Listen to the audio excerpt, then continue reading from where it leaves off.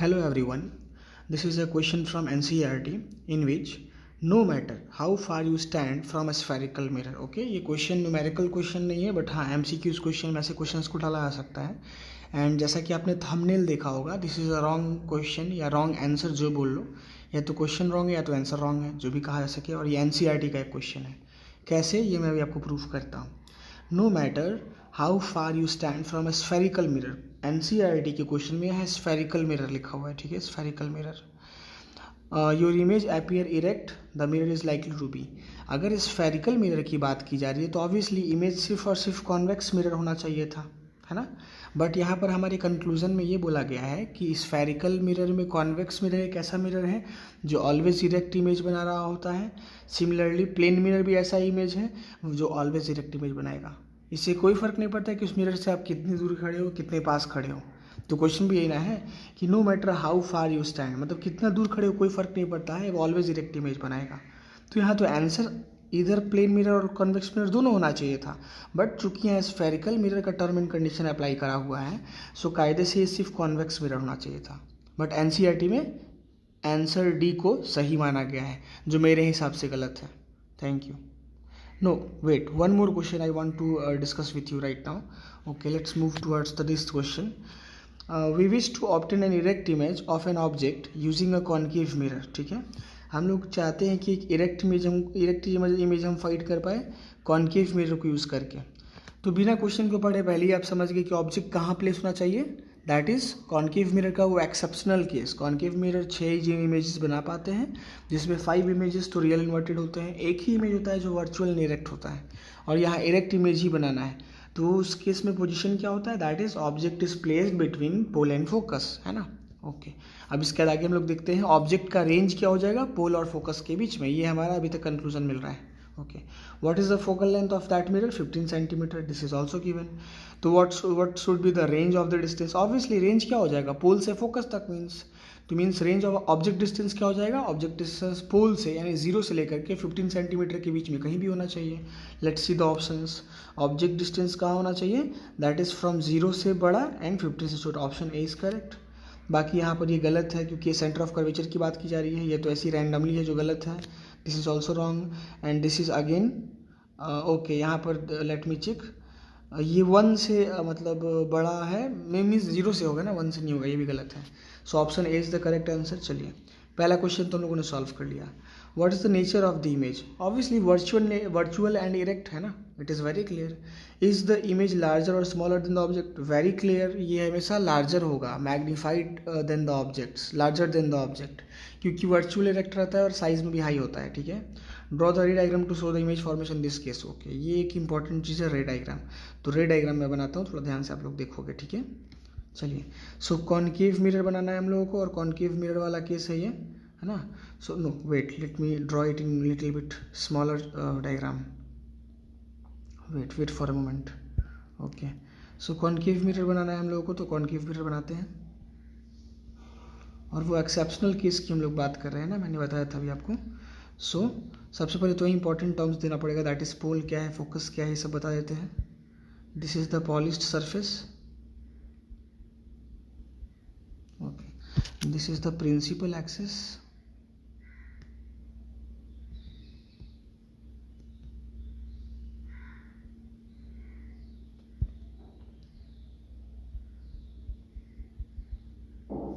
चलिए ठीक है।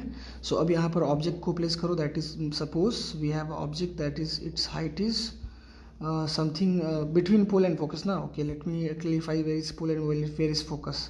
दिस इज पोल, ठीक है, this is pole, this is focus and this is focus and double of focal length is center of curvature. Okay, object is placed where, object is placed between pole and focus so that we will get erect and virtual image. Okay, this is the object AB. Okay, ray diagram will like this, parallel lines जो जाएगा mirror की तरफ वो focus से होता हुआ intersect होगा like this. Okay, और जो लाइन, ओके, एरो भी देना ज़रूरी है यहाँ पर। So parallel line inter incidence हुआ और रिफ्लेक्ट कर गया। सिमिलरली एक रे मैं लूँगा टुवर्ड्स द पोल, जो लॉज ऑफ रिफ्लेक्शन को फॉलो करते हुए रिफ्लेक्ट कर जाएगा लाइक दिस, एंगल आई और एंगल आर के साथ। It is very clear, incident ray, reflected ray, angle I angle R, ठीक है। सो ये इधर तो इंटरसेक्शन कभी नहीं होना है, ये बहुत क्लियर दिख रहा है क्योंकि ये डाइवर्ज कर रहा है। तो ऑब्वियसली ये back side of the mirror कहीं पर इंटरसेक्ट करेगा लाइक दिस। इसको हम back side of the mirror intersect कराते हैं। हो सकता है रे डायग्राम थोड़ा बेंड कर गया है, बट इसको आप अगर ध्यान से बनाओगे तो ये बन जाएगा, नॉट अ बिग डील, है ना।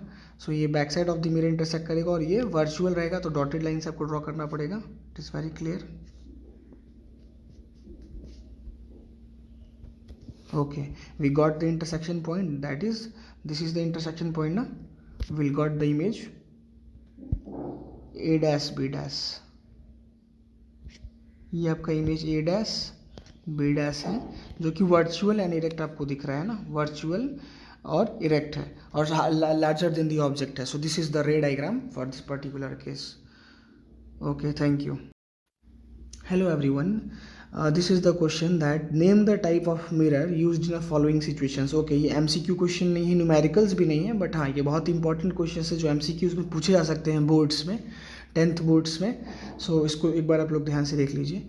हेडलाइट ऑफ द कार, ठीक है, कार के हेडलाइट्स में या फिर किसी भी व्हीकल्स के हेडलाइट्स में या सर्च लाइट्स में आगे कॉन्केव मिरर लगा रहता है। इसके पीछे का लॉजिक क्या है ज़रा उसको समझिए। देखिए, कॉन्केव मिरर जो होता है ना, वो अगर लगाए हैं आप सर्च लाइट में या हेडलाइट में, तो उसके फ़ायदा ये है कि जो आप बल्ब लगाए रहते हो, ठीक है, बल्ब जो रहता है टॉर्चेस वगैरह में या फिर बाइक के हेडलाइट्स में, कार के हेडलाइट्स में, वो फोकस पर रखा जाता है उस कॉन्केव मिरर के, ठीक है। तो अगर वो बल्ब फोकस पर रखा हुआ है सपोज, तो वहाँ से जो रे ऑफ लाइट निकलेगा वो अल्टीमेटली पैरेलल हो जाएगा आफ्टर रिफ्लेक्शन, ठीक है। After reflection it will become parallel to principal axis, क्योंकि फोकस से जो रे ऑफ लाइट इमर्ज कर रहा होता है, मैंने बताया है कि आफ्टर रिफ्लेक्शन वो पैरेलल हो जाएगा प्रिंसिपल फोकस के। तो यहाँ फ़ायदा ये होगा ना कि अगर उस हेडलाइट जो हेडलाइट है हमारा, उसका अगर मिरर हम लोग कॉन्केव रखेंगे और बल्ब को जो एलईडी वहाँ लगा हुआ है अगर उसको उस कॉन्केव मिरर के फोकस पे प्लेस करेंगे, तो ऑब्वियसली जो यहाँ रे ऑफ डायग्राम इंसिडेंस होगा मिरर पे, वो फोकस से मिरर की तरफ हो रहा है कॉन्केव मिरर, और फोकस से कॉन्केव मिरर इंसिडेंट होने के बाद इमेज कहाँ बनता है, इन्फिनिटी में। मीन्स ये रे ऑफ लाइट बहुत दूर तक जा पाएगा। तो इसीलिए कॉन्केव मिरर को सर्च लाइट्स में, लाइट हाउसेज में या फिर हेडलाइट्स ऑफ द कार्स या व्हीकल्स में यूज़ किया जाता है। आई होप सो आप ए को समझ गए होंगे। चलिए भी समझते हैं। साइड रियर व्यू मिरर इन व्हीकल्स, तो ऑब्वियसली ये कॉन्वेक्स मिरर होता है। इसके पीछे का रीज़न ये होता है, देखिए समझिए रीज़न क्या है इसके पीछे।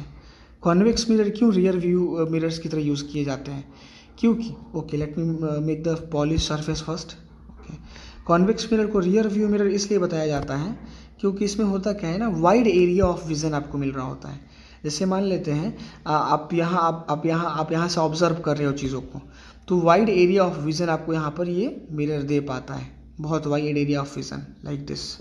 तो आप देख सकते हो कितना हाई एरिया ऑफ विजन आया है आपको देखने के लिए। आप यहाँ से ऑब्जर्व कर रहे हो किसी चीज़ को, ये लाइट ऐसे आपको यहाँ पर आएगा literally, and then after it will diverge, जैसे कि यहाँ डाइवर्ज करता हुआ दिख रहा है आपको, है ना। So this is the condition.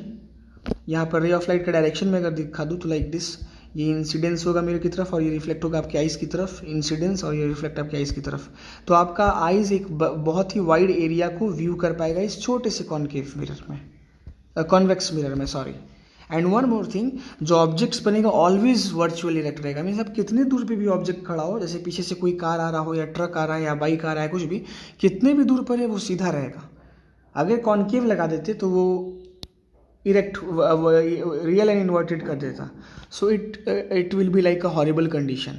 पीछे से एक ट्रक आ रहा है और उल्टा होकर के आ रहा है, अचानक से वो सीधा हो गया, तो थोड़ी सी डरावना लगेगी ना ऑब्वियसली। तो दो फायदा है कॉन्वेक्स मिरर लगाने का। पहला, वाइड एरिया ऑफ साइट देता है हम लोग को, वाइड एरिया ऑफ विजन। दूसरा, कितने भी दूर रहे, कितने भी पास रहे ऑब्जेक्ट, ऑलवेज वो वर्चुअल डायरेक्ट इमेज दे रहा होता है। आई होप सो आप सेकंड भी समझ गए होंगे। सोलर फर्नेस समझो क्या होता है। सोलर फर्नेस एक ऐसा डिवाइस होता है जहाँ पर एक पर्टिकुलर पोजीशन पर हीट एनर्जी की रिक्वायरमेंट होती है और उस हीट एनर्जी को हम लोग यूज़ कर रहे होते हैं अपने डिफरेंट डिजायर्ड कंडीशंस में। सो इस केस में concave mirror one of the best mirror है, जो कि सोलर फर्नेस या सोलर सेल्स वगैरह में यूज़ किया जा सकता है। सोलर सेल्स नहीं, सॉरी, सेमी कंडक्टर्स वगैरह के केस में या सोलर कुकर्स के केस में। कैसे, रे ऑफ डायग्राम जो सन से आ रहा होता है ना, वो इन्फिनिटी से आता है, मैंने बताया है ना, इन्फिनिटी से आ रहा होता है। और जब भी parallel to principal axis ray of diagram आएगा इन्फिनिटी से, तो ऑब्वियसली आफ्टर रिफ्लेक्शन वो प्रिंसिपल एक्सिस के फोकस पे ही इंटरसेक्ट करेगा, है ना ऑब्वियसली। तो कॉन्केव मिरर एक ऐसा मिरर है जो इन्फिनिटी से आते हुए रे डायग्राम को फोकस पर एक ही पॉइंट पर इंटरसेक्ट करा देता है। तो इससे फ़ायदा क्या होता है ना, अगर ये सन आपका बहुत दूर इन्फिनिटी पे कहीं सन है, ठीक है, अगर सपोज़ यहाँ पर आपका सन है और ये सन से रे ऑफ लाइट आ रहे हैं जो कि हीट एनर्जी लेकर के आ रहे हैं, तो ये इंसिडेंस होने के बाद, रिफ्लेक्शन के बाद फोकस पर एक ही पॉइंट पर कंसंट्रेट करेगा।